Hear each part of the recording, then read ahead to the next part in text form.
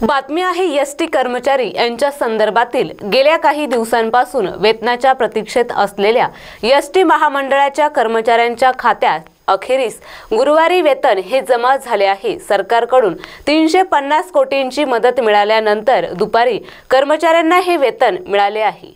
डिसेंबरच्या वेतनासाठी महामंडळाने 390 कोटी रुपयांची मागणी केली होती। दर महिन्याला 7 तारखेला वेतन होत असते ते 7 ते 10 या तारखेपर्यंत देण्याची हमी राज्य शासनाने संपाच्या दरम्यान न्यायालयात दिली होती, पण निधी अभावी हे वेतन 10 तारखेपर्यंत मिळत नाही। वेतनासाठी एसटी महामंडळाने 390 कोटींची मागणी केली असताना केवळ 350 कोटी रुपये देण्यात आले आहे। सरकार एसटी कर्मचाऱ्यांची फसवणूक करत असल्याचा आरोप महाराष्ट्र एसटी कर्मचारी काँग्रेसचे सरचिटणीस श्रीरंग बर्गे यांनी केला आहे। वेतनासाठी राज्य सरकारने सवलत मूल्य वेळेवर द्यायला हवे, त्यासाठी एसटी महामंडळाने पाठपुरावा करणे हे आवश्यक असल्याचे देखील मत एसटी कामगार संघटनेचे अध्यक्ष संदीप शिंदे यांनी देखील व्यक्त केले आहे।